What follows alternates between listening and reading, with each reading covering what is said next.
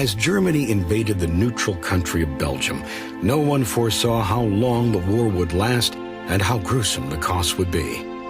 Over 65 million people fought. Over 20 million were wounded. Between 9 and 10 million died on the battlefield, and another 20 million lost their lives due to hunger and disease related to the war. The magnitude of the killing was unprecedented. In just the first 3 months of the war, nearly the entire original British Army was wiped out. Despite all the carnage, the battle lines remained almost stationary in France. The Western Front, as it was known, was defined by 2 lines of trenches, zigzagging across northern and eastern France for thousands of miles. Wide enough for 2 men to walk abreast and stand erect to fire their machine guns, the trenches were choked with mire, rats, and lice. German soldiers occupied one line, Allied soldiers the other. Between them lay a no-man's land, filled with barbed wire and mud, smoldering with bomb craters. From time to time, soldiers would storm out of these trenches and attempt to overrun the enemy, only to be met with a hail of bullets. Both sides suffered hundreds of thousands of casualties while accomplishing practically nothing, as the battle lines remained essentially unchanged.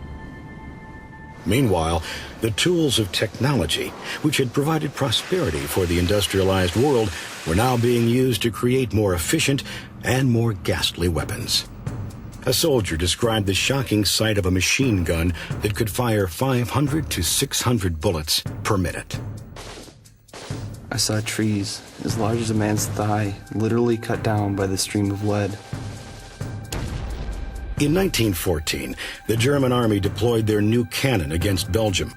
Big Bertha, as it was called, could hurl an 1,800-pound shell 9 miles. A year later, at the Second Battle of Ypres, the Germans introduced poison gas to warfare.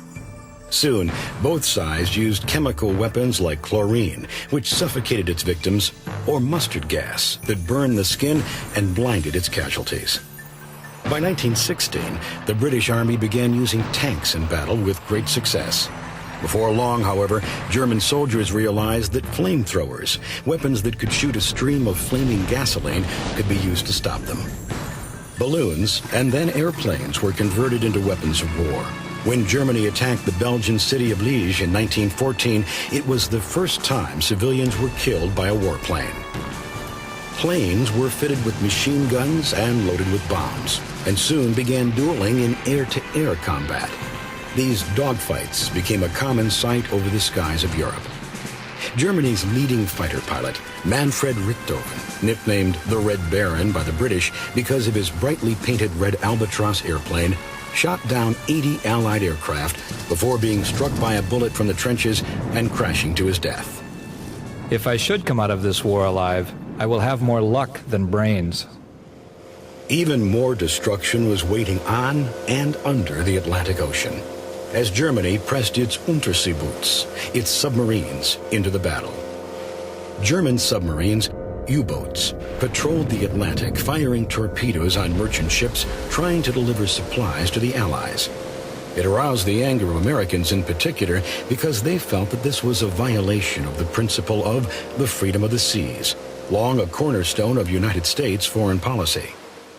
Germany then launched a U-boat blockade in response to the British blockade along the German coast, which in theory prevented contraband, weapons, and military supplies from reaching Germany. But the British definition of contraband was wide-sweeping, including food and fertilizer for crops.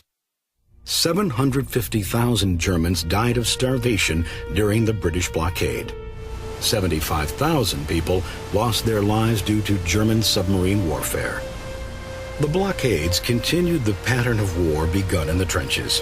Everywhere, the fighting was inconclusive, while the new technologically advanced weapons made the lack of victories more devastating.